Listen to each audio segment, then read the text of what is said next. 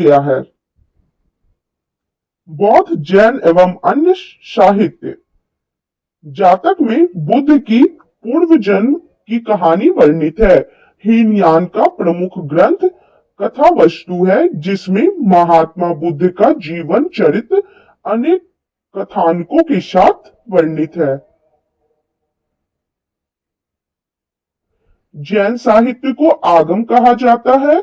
जैन धर्म का प्रारंभिक इतिहास कल्पसूत्र से ज्ञात होता है। जैन ग्रंथ भगवती सूत्र में महावीर के जीवन कृत्यों तथा अन्य समकालिकों के साथ उनके संबंधों का विवरण मिलता है। अर्थशास्त्र के लेखक चाणक्य, कौटिल्य या विष्णुगुप्त हैं। यह 15 अधिकरणों एवं 180 प्रकरणों में विभाजित है। इससे मौर्यकालीन इतिहास की जानकारी प्राप्त होती है। अनुवादक है श्याम शास्त्री। संस्कृत साहित्य में ऐतिहासिक घटनाओं को क्रमबद्ध लिखने का सर्वप्रथम प्रयास कल्हन के द्वारा किया गया। कल्हन द्वारा रचित पुस्तक राजतरंगिणी यानी राजाओं की नदी है। इस ग्रंथ में 8 सर्ग हैं, जिन्हें तरंगों की संज्ञा दी गई है। इसमें प्रारंभ से लेकर 12वीं सदी तक के कश्मीर के शासकों का वर्णन है। अरबों की सिंध विजय का वृत्तांत चचनामा, जिसके लेखक अली अहमद हैं, में सुरक्षित है। अष्टाध्यायी संस्कृत भाषा व्याकरण की प्रथम पुस्तक के लेखक पाणिनि है। इससे मौर्य के पहले का इतिहास तथा मौर्य युगीन राजनीतिक अवस्था की जानकारी प्राप्त होती है। नोट देख लीजिए, अष्टाध्यायी में पहली बार लिपि शब्द का प्रयोग हुआ था। लिपि शब्द का प्रयोग पहली बार किसमें हुआ था? अष्टाध्यायी में।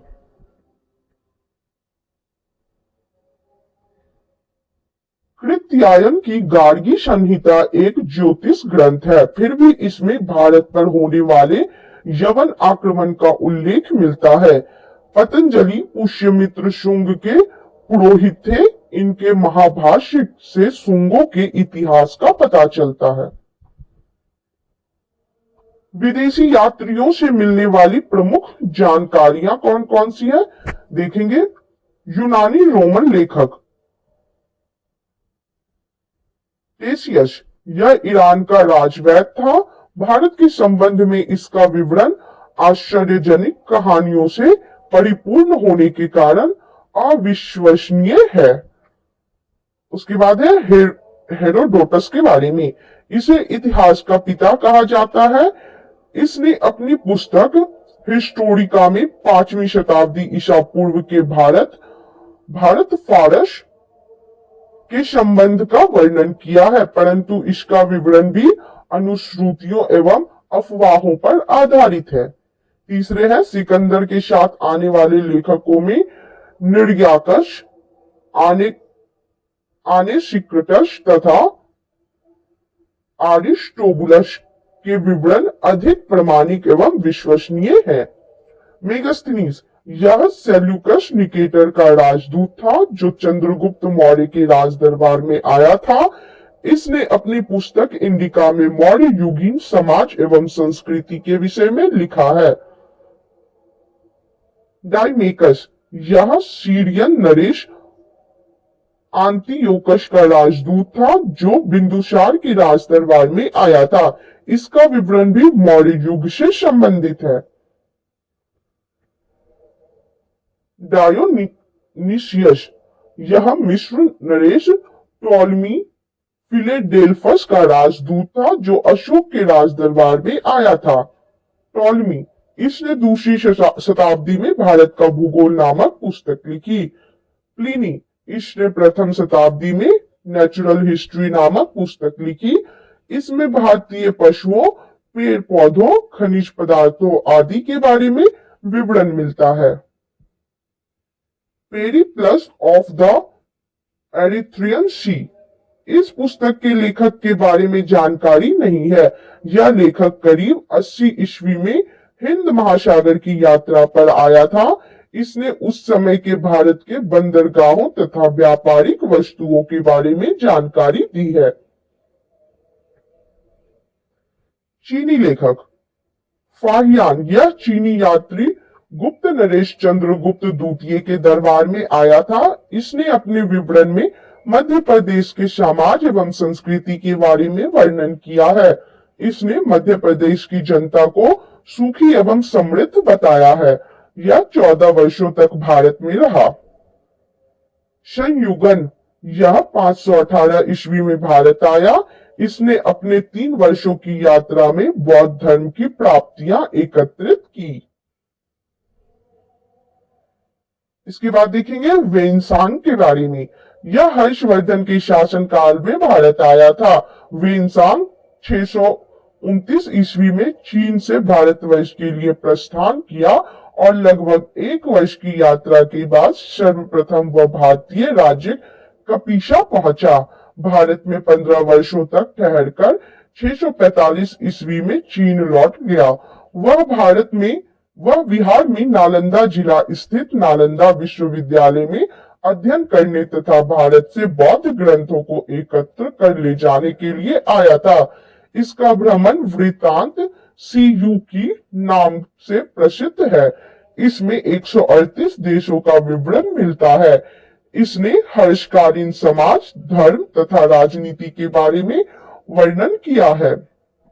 इसके अनुसार सिंध का राजा शूद्र था। वेनसांग ने बुद्ध की प्रतिमा के साथ साथ सूर्य और शिव की प्रतिमाओं का भी पूजन किया था। नोट देखेंगे, वेनसांग के अध्ययन के समय नालंदा विश्वविद्यालय के कुलपति आचार्य शीलभद्र थे।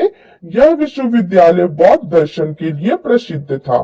वेनसांग के अध्ययन के समय नालंदा विश्वविद्यालय के कुलपति आचार्य शीलभद्र थे और यह विश्वविद्यालय बौद्ध दर्शन के लिए प्रसिद्ध था। इसके बाद देखेंगे इत्सिंग के बारे में। यह 7वीं शताब्दी के अंत में भारत आया। इसने अपने विवरण में नालंदा विश्वविद्यालय, विक्रमशिला विश्वविद्यालय तथा अपने समय के भारत का वर्णन किया है। चलिए अब देखते हैं अरबी लेखक। सबसे पहले अलब रूनी, यह महमूद गजनवी के साथ भारत आया था। अलब रूनी ख्वारिज्म या खीव, आधुनिक तुर्कमेनिस्तान का रहने वाला था। अरबी में लिखी गई उसकी कृति किताब उल हिंद या तहकीक ए हिंद यानी भारत की खोज आज भी इतिहासकारों के लिए एक महत्वपूर्ण स्रोत है। यह एक विस्तृत ग्रंथ है जो धर्म और दर्शन, त्योहारों, खगोल विज्ञान, कीमिया, रीति रिवाजों तथा प्रथाओं, सामाजिक जीवन, भार तौल तथा मापन विधियों, मूर्तिकला, कानून, मापतंत्र विज्ञान आदि विषयों के आधार पर 80 अध्यायों में विभाजित है। इसमें राजपूतकालीन समाज, धर्म, रीति रिवाज, राजनीति आदि पर सुंदर प्रकाश डाला गया है। इसके बाद इब्न बतूता के बारे में देखेंगे। इसके द्वारा अरबी भाषा में लिखा गया उसका यात्रा वृत्तांत, जिसे रेहला कहा जाता है, 14वीं शताब्दी में भारतीय उपमहाद्वीप के सामाजिक तथा सांस्कृतिक जीवन के विषय में बहुत ही प्रचुर तथा सबसे रोचक जानकारियां देता है।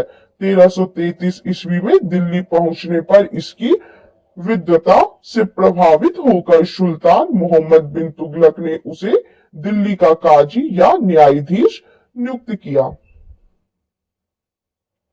चलिए देखते हैं अन्य लेखक और कौन कौन से हैं। तारानाथ, यह एक तिब्बती लेखक था। इसने कंग्यूर तथा तंग्यूर नामक ग्रंथ की रचना की। इनसे भारतीय इतिहास के बारे में जानकारी मिलती है। दूसरे है मार्को पोलो। यह 13वीं शताब्दी के अंत में पांड्य देश की यात्रा पर आया था। इसका विवरण पांड्य इतिहास के अध्ययन के लिए उपयोगी है। और अब देखेंगे पुरातत्व संबंधी साक्ष्य से मिलने वाली जानकारी क्या क्या है। भारतीय पुरातत्व शास्त्र का पितामह यानी father of Indian archaeology sir Alexander Cunningham को कहा जाता है। नेक्स्ट है 1400 ईसा पूर्व से अभिलेख बोगाज कोई यानी एशिया माइनर से वैदिक देवता मित्र, वरुण, इंद्र और नाशत्य अश्विनी कुमार के नाम मिलते हैं। नेक्स्ट है मध्य भारत में भागवत धर्म विकसित होने का प्रमाण यवन राजदूत होलियोडोरस से वेशनगर विदिशा गरुड़ स्तंभ लेख से प्राप्त होता है। सर्वप्रथम भारतवर्ष का जिक्र हाथी गुम्फा अभिलेख में है। सर्वप्रथम दुर्भिक्ष का जानकारी देने वाला अभिलेख शौहगौड़ा अभिलेख है। इस अभिलेख में संकट काल में उपयोग हेतु खाद्यान्न सुरक्षित रखने का भी उल्लेख है। सर्वप्रथम भारत पर होने वाले हून आक्रमण की जानकारी भीतरी स्तंभ लेख से प्राप्त होती है। सती प्रथा का पहला लिखित साक्ष्य एरन अभिलेख शासक भानुगुप्त से प्राप्त होती है। सातवाहन राजाओं का पूरा इतिहास उनके अभिलेखों के आधार पर लिखा गया है। रेशम बुनकर की श्रेणियों की जानकारी मंदसौर अभिलेख से प्राप्त होती है। कश्मीरी नवपाषाणिक पुरास्थल बुर्ज होम से गर्तावास यानी गड्ढा घर का साक्ष्य मिला है। इनमें उतरने के लिए सीढ़ियां होती थी। यहाँ मनुष्य के साथ उसके पालतू कुत्ते को भी दफनाने की प्रथा प्रचलित थी। प्राचीनतम सिक्कों को आहत सिक्के कहा जाता है। इसी को साहित्य में काशापर्ण कहा गया है।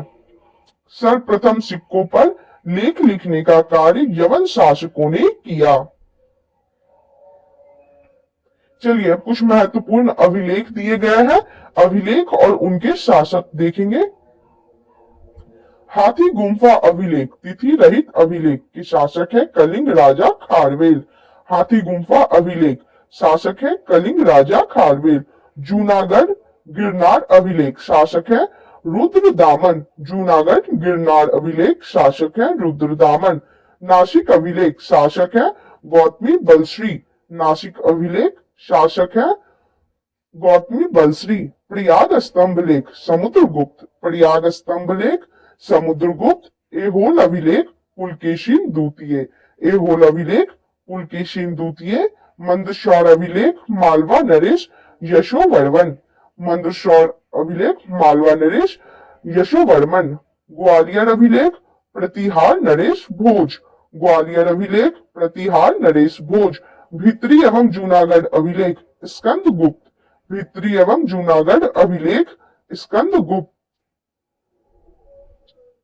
देवपाड़ा अभिलेख बंगाल शासक विजय सेन। देवपाड़ा अभिलेख बंगाल शासक विजय सेन।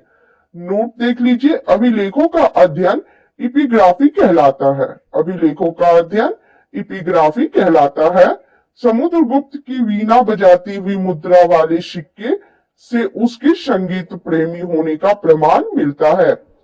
अरिकमेडु पुडुचेरी के निकट से रोमन सिक्के प्राप्त हुए हैं। नोट देखेंगे। सबसे पहले भारत के संबंध वर्मा स्वर्ण भूमि वर्तमान में म्यांमार, मलाया, स्वर्ण द्वीप, कंबोडिया, कंबोज और जावा यव द्वीप से स्थापित हुआ है। सबसे पहले भारत के संबंध वर्मा सुवर्ण भूमि वर्तमान में म्यांमार, मलाया, स्वर्ण द्वीप, कंबोडिया, कंबोज और जावा यव द्वीप से स्थापित हुए। उत्तर भारत के मंदिरों की कला की शैली नागर शैली एवं दक्षिण भारत के मंदिरों की कला द्रविड़ शैली कहलाती है। दक्षिणापथ के मंदिरों के निर्माण में नागर और द्रविड़ दोनों शैलियों का प्रभाव पड़ा, अतः यह वेश्या शैली कहलाती है। पंचायतन शब्द मंदिर रचना शैली से संबंधित है। एक हिंदू मंदिर तब पंचायतन शैली का कहलाता है जब मुख्य मंदिर 4 सहायक मंदिरों से घिरा होता है। पंचायतन मंदिर के उदाहरण है कंदरिया महादेव मंदिर खजुराहो में, ब्रह्मेश्वर मंदिर भुवनेश्वर, लक्ष्मण मंदिर खजुराहो, लिंगराज मंदिर भुवनेश्वर, दशावतार मंदिर देवगढ़ उत्तर प्रदेश और गोंडेश्वर मंदिर महाराष्ट्र। चलिए अब हम लोग देखेंगे प्रागैतिहासिक काल के बारे में। इतिहास का विभाजन प्रागैतिहास यानी प्री हिस्ट्री, आदि इतिहास प्रोटो हिस्ट्री व इतिहास हिस्ट्री तीन भागों में किया गया है।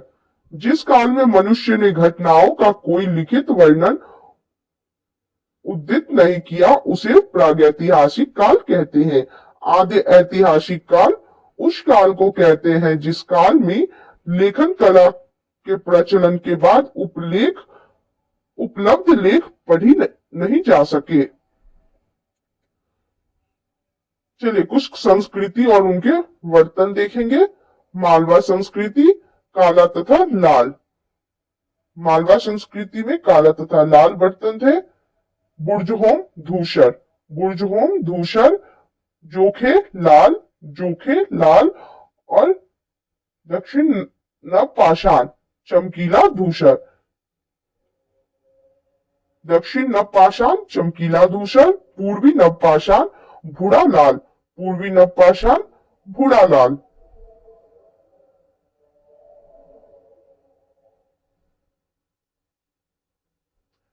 मानव विकास के उस काल को इतिहास कहा जाता है जिसका विवरण लिखित रूप में उपलब्ध है।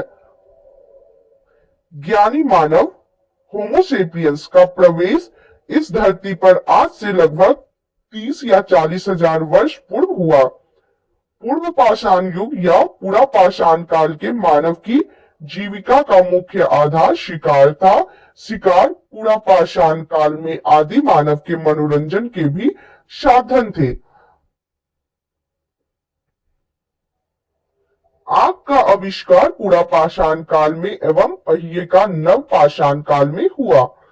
मनुष्य में अस्थायी निवास की प्रवृत्ति नव पाषाण काल में हुई तथा उसने सबसे पहले कुत्ता को पालतू बनाया। मनुष्य ने सर्वप्रथम तांबा धातु का प्रयोग किया तथा उसके द्वारा बनाया जाने वाला प्रथम औजार कुल्हाड़ी जिसका प्राप्ति स्थल है अतिरम पक्कम था। कृषि का आविष्कार नव पाषाण काल में हुआ। प्रागैतिहासिक अन्न उत्पादक स्थल मेहरगढ़ पश्चिमी बलूचिस्तान में अवस्थित है। कृषि के लिए अपनाई गई सबसे प्राचीन फसल गेहूं जो कि पहली फसल है एवं जौ थी, लेकिन मानव द्वारा सर्वप्रथम प्रयुक्त अनाज चावल था।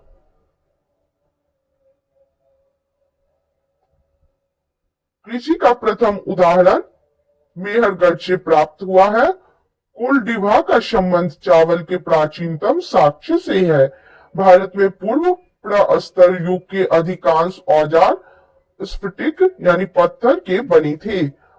रॉबर्ट ब्रूस फुट पहले व्यक्ति थे जिन्होंने 1863 में भारत में पूरा पाषाण कालीन औजारों की खोज की। पल्लवावरम नामक स्थान पर प्रथम भारतीय पूरा पाषाण कलाकृति की खोज हुई थी। भारत में मध्य पाषाण काल के विषय में जानकारी सर्वप्रथम 1867 ईस्वी में हुई जब C.L. कार्लाइल ने विंध्य क्षेत्र में लघु पाषाणोपकरण यानी माइक्रोलिथ्स खोज निकाले। भारत में मानव अस्थि पंजर मध्य पाषाण काल से ही सर्वप्रथम प्राप्त होने लगता है। भारत में नव पाषाण कालीन सभ्यता का प्रारंभ ईसा पूर्व 4000 के लगभग हुआ।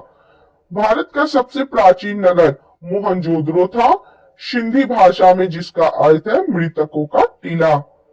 असम का श्वेत भ्रू गिवन भारत में पाया जाने वाला एकमात्र मानवाव कपि है।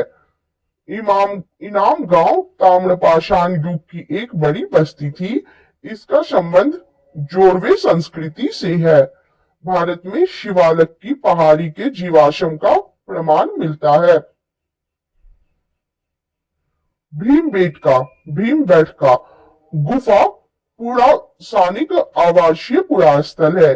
यह यदि मानव द्वारा बनाए गए शैल चित्रों और शैलाश्रयों के लिए प्रसिद्ध है। इन चित्रों को पुरापाषाण काल से मध्य पाषाण काल के समय का माना जाता है।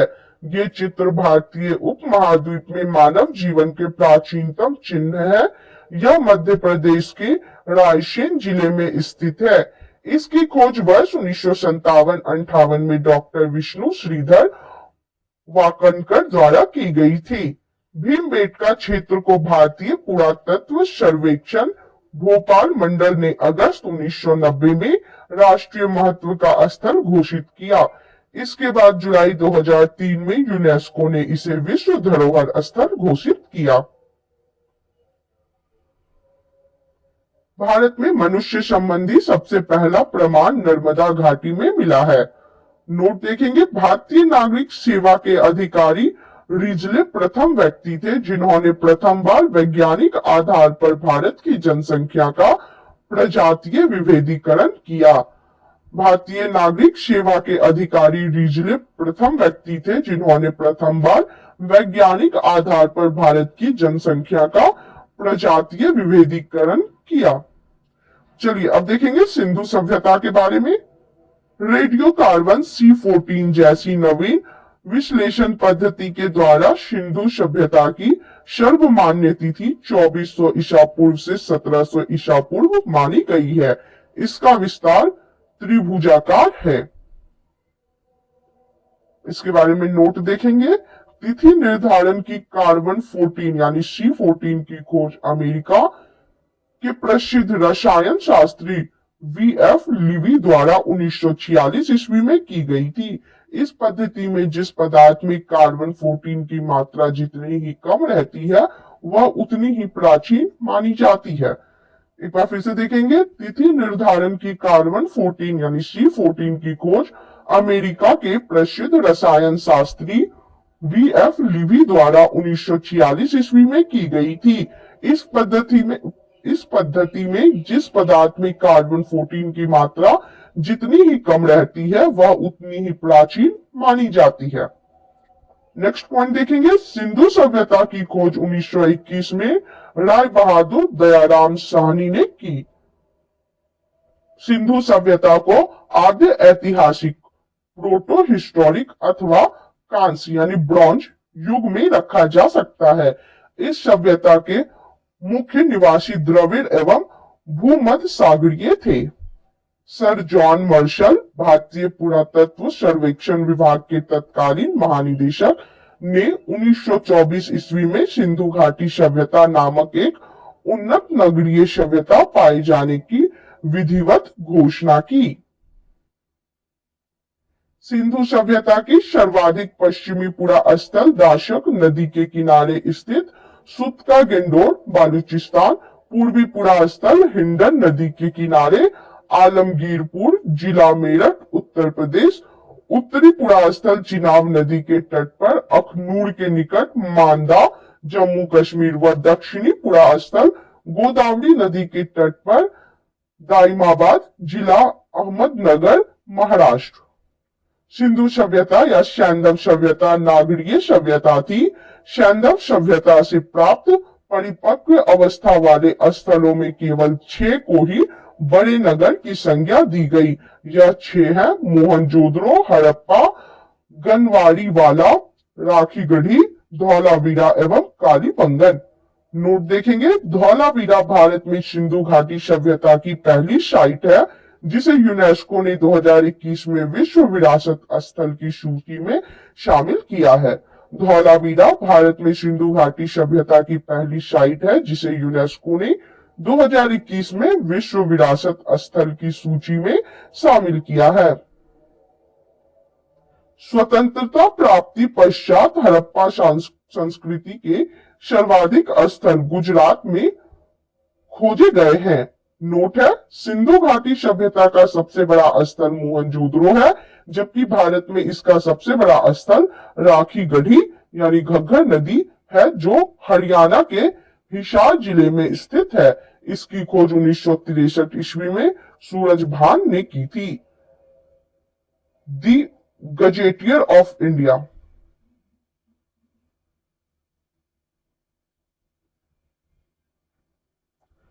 लोथल एवं सुतकोटदा सिंधु सभ्यता का बंदरगाह था। जुते हुए खेत और नक्काशीदार ईंटों के प्रयोग का साक्ष्य कालीबंगन से प्राप्त हुआ है। मोहनजोदड़ो से प्राप्त स्नानागार संभवतः सैंधव सभ्यता की सबसे बड़ी इमारत है, जिसके मध्य स्थित स्नान कुंड 11.88 मीटर लंबा, 7.01 मीटर चौड़ा एवं 2.43 मीटर गहरा है। अग्निकुंड लोथल एवं कालीबंगन से प्राप्त हुए हैं। मोहनजोदड़ो से प्राप्त एक सील पर 3 मुख वाले देवता पशुपतिनाथ की मूर्ति मिली है। उनके चारों ओर हाथी, गैंडा, चीता एवं भैंसा विराजमान है। मोहनजोदड़ो से नर्तकी की एक कांस्य मूर्ति मिली है। हड़प्पा की मोहरों पर सबसे अधिक एक श्रृंगी पशु का अंकन मिलता है। यहाँ से प्राप्त एक आयताकार मोहर में स्त्री की गर्भ से निकलता पौधा दिखाया गया है। मनके बनाने के कारखाने लोथल एवं चनहूदरो से मिले हैं। सिंधु सभ्यता की लिपि वाप चित्रात्मक है। यह लिपि दाईं से बाईं ओर लिखी जाती थी। जब अभिलेख एक से अधिक पंक्तियों का होता था तो पहली पंक्ति दाईं से बाईं और दूसरी बाईं से दाईं ओर लिखी जाती थी। नोट: लेखन कला की उचित प्रणाली विकसित करने वाली पहली सभ्यता सुमेरिया की सभ्यता थी। लेखन कला की उचित प्रणाली विकसित करने वाली पहली सभ्यता सुमेरिया की सभ्यता थी। सिंधु सभ्यता के लोगों ने नगरों तथा घरों के विन्यास के लिए ग्रिड पद्धति अपनाई। घरों के दरवाजे और खिड़कियां सड़क की ओर न खुलकर पिछवाड़े की ओर खुलते थे। केवल लोथल नगर के घरों के दरवाजे मुख्य सड़क की ओर खुलते थे। सिंधु सभ्यता में मुख्य फसल थी गेहूं और जौ। सैंधववासी मिठास के लिए शहद का प्रयोग करते थे। मिट्टी से बने हल का साक्ष्य बनमाली में से मिला है। रंगपुर एवं लोथल से चावल के दाने मिले हैं, जिनसे धान की खेती होने का प्रमाण मिलता है। चावल के प्रथम साक्ष्य लोथल से ही प्राप्त हुए हैं। सुरकोटदा, कालीबंगन एवं लोथल से सैंधवकालीन घोड़े से अस्थि पंजर मिले हैं। तौल की इकाई संभवतः 16 से अनुपात में थी। सैंधव सभ्यता के लोग यातायात के लिए 2 पहियों एवं 4 पहियों वाली बैलगाड़ी या भैंसा गाड़ी का उपयोग करते थे। मेसोपोटामिया के अभिलेखों में वर्णित मेलुहा शब्द का अभिप्राय सिंधु सभ्यता से ही है। संभवतः हड़प्पा संस्कृति का शासन वणिक वर्ग के हाथों में था। पिग्गट ने हड़प्पा एवं मोहनजोदड़ो को एक विस्तृत साम्राज्य की जुड़वा राजधानी कहा है। सिंधु सभ्यता के लोग धरती को उर्वरता की देवी मानकर उसकी पूजा किया करते थे। चलिए देखेंगे सिंधु काल में विदेशी व्यापार, आयातित वस्तुएं और उनसे संबंधित प्रदेश। तांबा, खेतरी, बालूचिस्तान और ओमान। तांबा, खेतरी, बालूचिस्तान और ओमान। चांदी, अफगानिस्तान और ईरान। चांदी, अफगानिस्तान और ईरान। सोना, कर्नाटक, अफगानी और ईरान। सोना, कर्नाटक, अफगानी और ईरान। टिन, अफगानिस्तान और ईरान। टिन, अफगानिस्तान और ईरान। गोमेद, सौराष्ट्र। गोमेद, सौराष्ट्र। वृक्ष पूजा एवं शिव पूजा के प्रचलन के साक्ष्य भी सिंधु सभ्यता से मिलते हैं। स्वास्तिक चिन्ह संभवतः हड़प्पा सभ्यता की देन है। इस चिन्ह से सूर्योपासना का अनुमान लगाया जाता है। सिंधु घाटी के नगरों में किसी भी मंदिर के अवशेष नहीं मिले हैं। सिंधु सभ्यता में मातृदेवी की उपासना सर्वाधिक प्रचलित थी। पशुओं में कुबर वाला शान इस सभ्यता के लोगों के लिए विशेष पूजनीय था। स्त्री मृण मूर्तियां, मिट्टी की मूर्तियां अधिक मिलने से ऐसा अनुमान लगाया जाता है कि सैंधव समाज मातृसत्तात्मक था। सैंधववासी सूती एवं ऊनी वस्त्रों का प्रयोग करते थे। मनोरंजन के लिए सैंधववासी मछली पकड़ना, शिकार करना, पशु पक्षियों को आपस में लड़ाना, चौपड़ और पाशा खेलना आदि साधनों का प्रयोग करते थे। सिंधु सभ्यता के लोग काले रंग से डिजाइन किए हुए लाल मिट्टी के बर्तन बनाते थे। सिंधु घाटी के लोग तलवार से परिचित नहीं थे। कालीबंगन का एकमात्र हड़प्पा कालीन स्थल था जिसका निचला शहर सामान्य लोगों के रहने हेतु भी किले से घिरा हुआ था। कालीबंगन का अर्थ है काली चूड़ियां।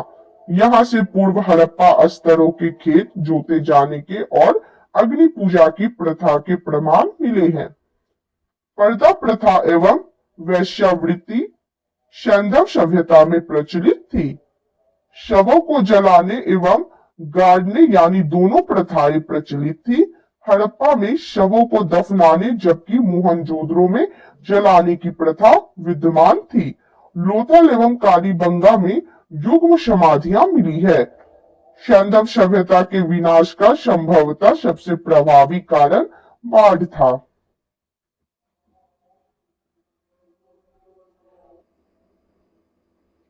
चलिए अब देखते हैं सैंधव सभ्यता के प्रमुख स्थल, नदी, उनके उत्खननकर्ता एवं वर्तमान स्थिति। प्रमुख स्थल किस नदी पे स्थित है, वह उसकी स्थिति क्या है और उसके उत्खननकर्ता कौन है।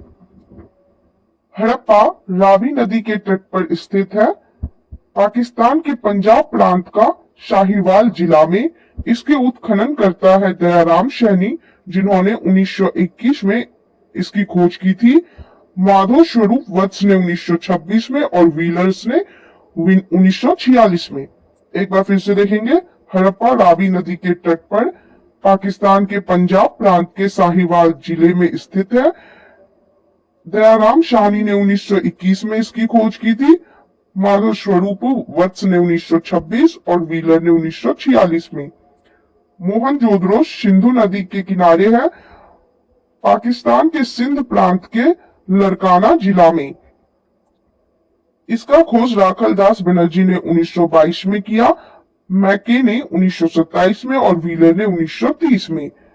मोहनजोदड़ो सिंधु नदी के किनारे पाकिस्तान के सिंध प्रांत के लड़काना जिला में स्थित है। इसकी खोज राखल दास बनर्जी ने 1922 में, मैके ने 1927 और व्हीलर ने 1930 में की। चनहुद्रो सिंधु नदी के किनारे है, सिंध प्रांत, पाकिस्तान, नवाब शाह जिला में। मैके ने 1925 में इसकी खोज की। एनजी मजूमदार ने 1931 में। चनहुद्रो सिंधु नदी के किनारे पे सिंध प्रांत यानी पाकिस्तान में नवाब शाह जिले में स्थित है। मैके ने 1925 में इसकी खोज की और एनजी मजूमदार ने 1931 में। कालीबंगन घग्गर नदी के किनारे राजस्थान का हनुमानगढ़ जिला में स्थित है। अमलानंद घोष ने 1951 में इसकी खोज की। बीवी लाल एवं वीके थापर ने 1961 में। कालीबंगन घग्गर नदी के किनारे राजस्थान का हनुमानगढ़ जिला में स्थित है। अमलानंद घोष ने 1951 में इसकी खोज की।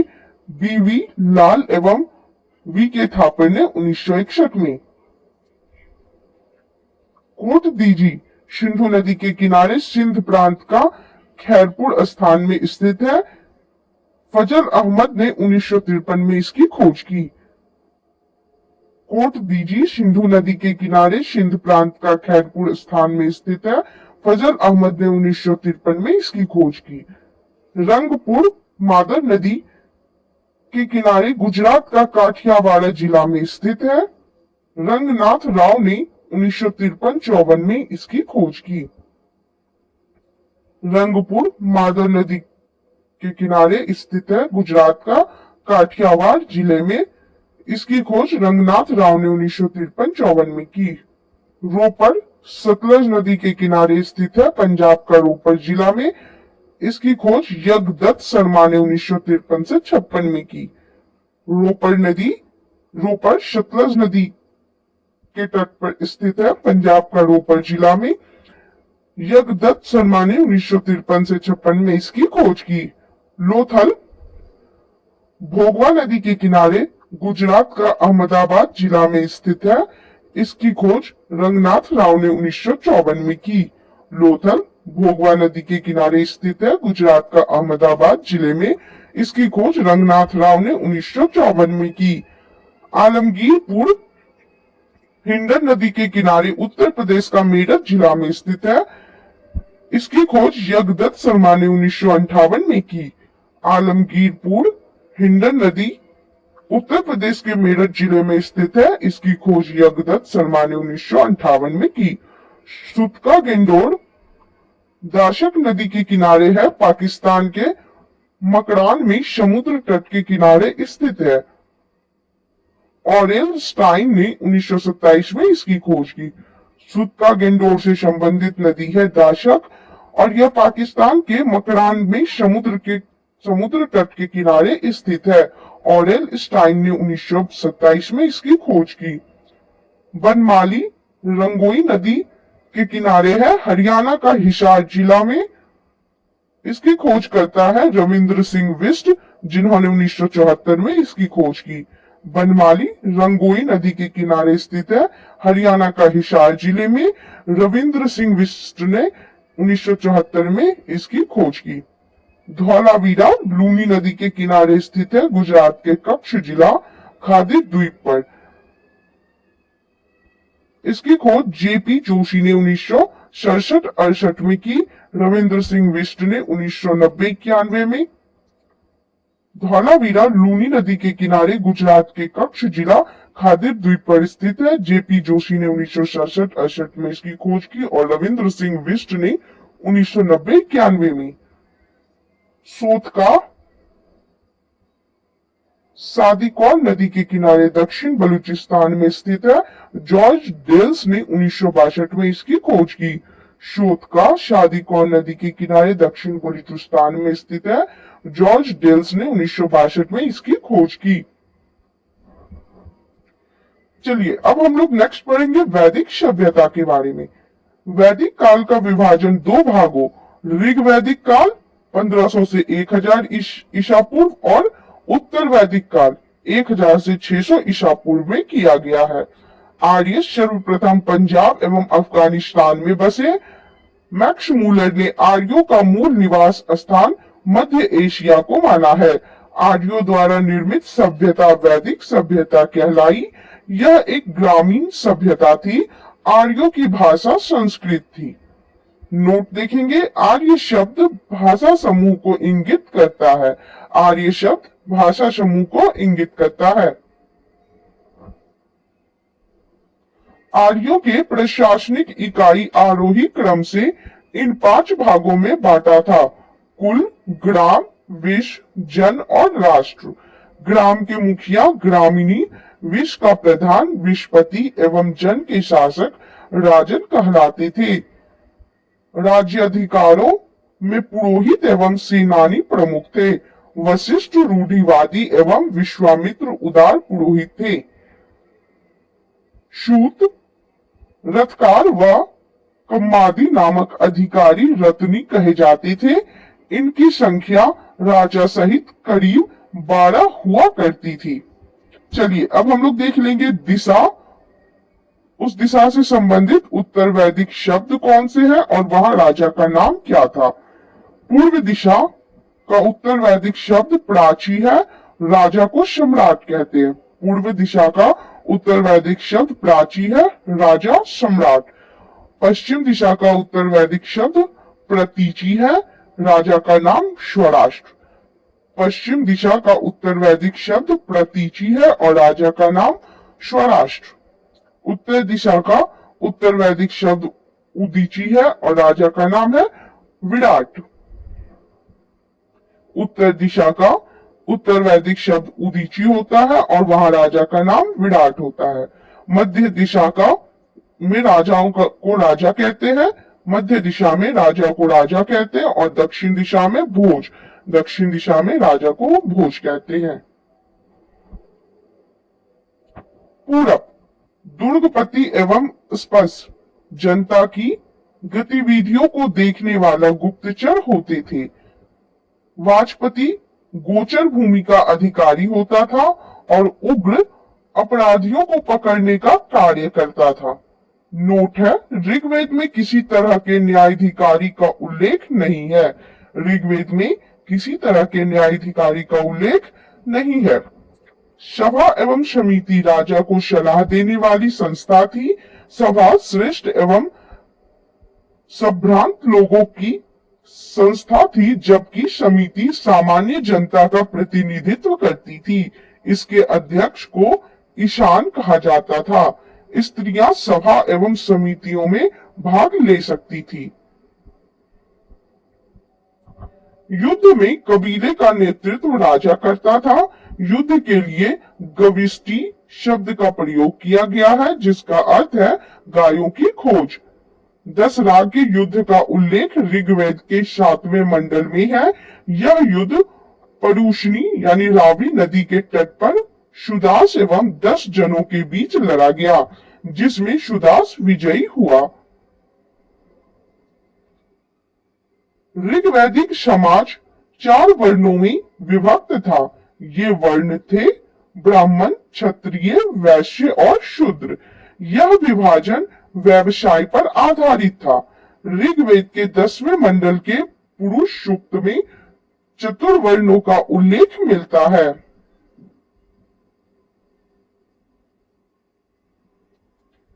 इसमें कहा गया है कि ब्राह्मण परम पुरुष के मुख से, क्षत्रिय उनकी भुजाओं से और वैश्य उनकी जांघों से एवं शूद्र उनके पैरों से उत्पन्न हुए हैं।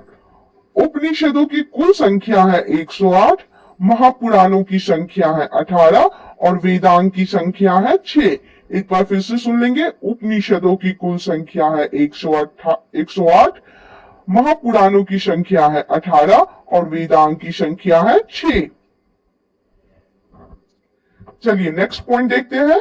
आर्यों का समाज पितृ प्रधान था। समाज की सबसे छोटी इकाई परिवार या कुल थी, जिसका मुखिया पिता होता था, जिसे कुलक कहा जाता था। स्त्रियां इस काल में अपने पति के साथ यह कार्य में भाग लेती थी। बाल विवाह एवं प्रदा प्रथा का प्रचलन नहीं था। विधवा अपने मृतक पति के छोटे भाई यानी देवर से विवाह कर सकती थी। स्त्रियां शिक्षा ग्रहण करती थी। ऋग्वेद में लोपामुद्रा, घोषा, शिक्का, आपला एवं विश्वास जैसी विदुषी स्त्रियों का वर्णन है। गार्गी ने याज्ञवल्क्य को वाद विवाद की चुनौती दी थी। चलिए देखते हैं प्रमुख दर्शन एवं उसके प्रवर्तक। दर्शन और उनके प्रवर्तक के नाम देखेंगे। चारवाक के प्रवर्तक थे चारवाक, चारवाक के प्रवर्तक थे चारवाक। योग के प्रवर्तक थे पतंजलि, योग के प्रवर्तक थे पतंजलि। सांख्य के प्रवर्तक थे कपिल, सांख्य के प्रवर्तक थे कपिल। न्याय के प्रवर्तक थे गौतम, न्याय के प्रवर्तक थे गौतम। पूर्व मीमांसा के प्रवर्तक थे जैमिनी, पूर्व मीमांसा के प्रवर्तक थे जैमिनी। उत्तर मीमांसा के प्रवर्तक थे बाद नारायण, उत्तर मीमांसा के प्रवर्तक थे बाद रायण। वैशेषिक के प्रवर्तक थे कनाद, वैशेषिक के प्रवर्तक थे कनाद। जीवन भर अविवाहित रहने वाली महिलाओं को अमाजु कहा जाता था।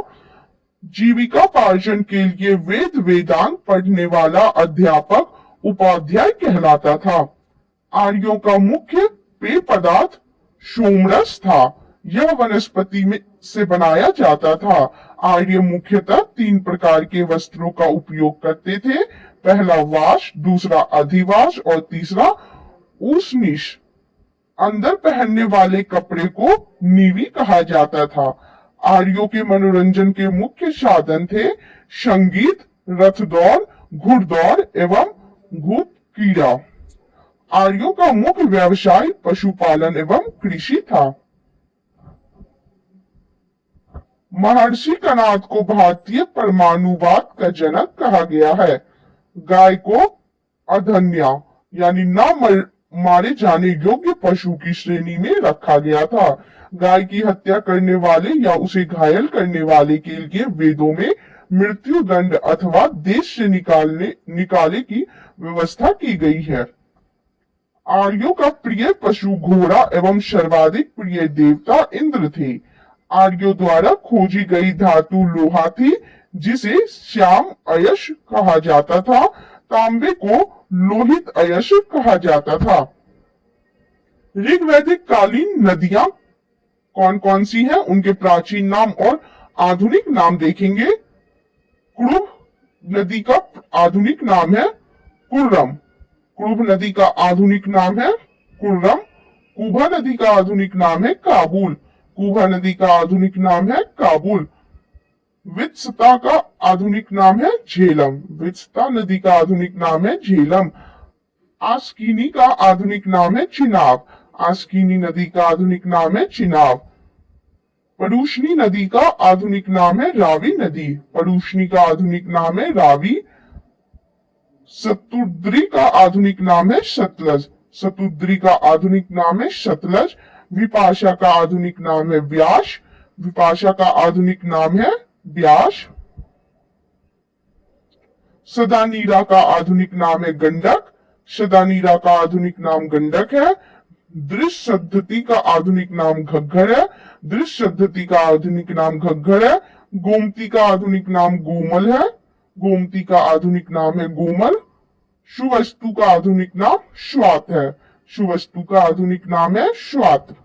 नोट देखेंगे, भारतीयों को लोहे का ज्ञान ईसा पूर्व 8वीं सदी से प्राप्त हुआ। व्यापार हेतु दूर दूर तक जाने वाला व्यक्ति को पनी कहते थे। लेन देन में वस्तु विनिमय की प्रणाली प्रचलित थी। ऋण देकर ब्याज लेने वाले को वेकनॉट यानी सूदखोर कहा जाता था। मनुष्य एवं देवता के बीच मध्यस्थ की भूमिका निभाने वाले देवता के रूप में अग्नि की पूजा की जाती थी। ऋग्वेद में उल्लिखित नदियों में सरस्वती सबसे पवित्र मानी जाती थी। ऋग्वेद में गंगा का 1 बार और यमुना का उल्लेख 3 बार हुआ है। इसमें सिंधु नदी का उल्लेख सर्वाधिक बार हुआ है। उत्तर वैदिक काल में इंद्र के स्थान पर प्रजापति सर्वाधिक प्रिय देवता हो गए थे। मनुष्य के 3 पगों की कल्पना का विकास उत्तर वैदिक काल में ही हुआ। उत्तर वैदिक काल में राजा के राज्याभिषेक के समय राजसूय यज्ञ का अनुष्ठान किया जाता था। उत्तर वैदिक काल में वर्ण व्यवसाय की बजाय जन्म के आधार पर निर्धारित होने लगे थे। ऋग्वैदिक कालीन देवता, चलिए देवता और उनका संबंध किससे था यह देखेंगे। इंद्र युद्ध का नेता एवं वर्षा का देवता। इंद्र को युद्ध का नेता एवं वर्षा का देवता माना जाता था। अग्नि का संबंध देवता एवं मनुष्य के बीच मध्यस्थ से था। अग्नि देवता का संबंध देवता एवं मनुष्य के बीच मध्यस्थ से था। वरुण देवता का संबंध पृथ्वी एवं सूर्य के निर्माता, समुद्र का देवता, विश्व के नियामक व शासक, सत्य का प्रतीक, ऋतु परिवर्तन व दिन रात का कर्ता। वरुण देवता को पृथ्वी एवं सूर्य के निर्माता, सूर्य का देवता, विश्व के नियामक व शासक, सत्य का प्रतीक, ऋतु परिवर्तन व दिन रात का कर्ता माना जाता था।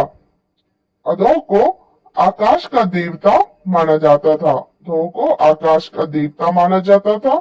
सोम देवता को वनस्पति का देवता, सोम देवता को वनस्पति का देवता माना जाता था। उषा को प्रगति एवं उत्थान का देवता माना जाता था। उषा को प्रगति एवं उत्थान का देवता माना जाता था। अश्विन को विपत्ति को हरने वाला देवता माना जाता था। अश्विन को विपत्तियों को हरने वाला देवता माना जाता था। पूषण को पशुओं का देवता, पूषण को माना जाता था पशुओं का देवता।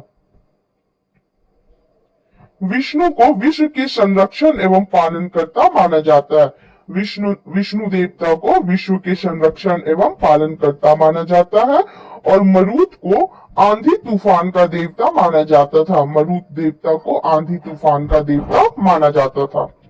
चलिए नेक्स्ट पॉइंट देखेंगे। उत्तर वैदिक काल में हल को शिरा व हल रेखा को शीता कहा जाता था। उत्तर वैदिक काल में निष्क और शतमान मुद्रा की इकाइयां थी।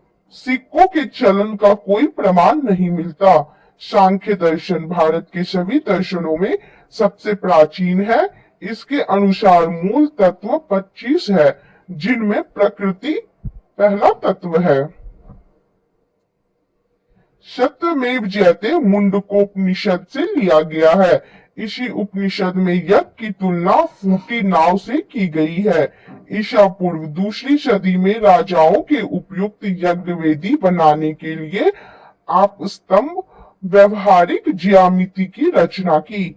गायत्री मंत्र सवित्री नामक देवता को संबोधित है, जिसका संबंध ऋग्वेद से है। लोगों को आर्य बनाने के लिए विश्वामित्र ने गायत्री मंत्र की रचना की। श्राद्ध की प्रथा पहले पहल दत्तात्रेय ऋषि के बेटे निमि ने शुरू की। उत्तर वैदिक काल में कौशाम्बी नगर में प्रथम बार पक्की ईंटों का प्रयोग किया गया है। महाकाव्य दो हैं, महाभारत एवं रामायण। महाभारत का पुराना नाम जय संहिता है। यह विश्व का सबसे बड़ा महाकाव्य है। गोत्र नामक संस्था का जन्म उत्तर वैदिक काल में हुआ।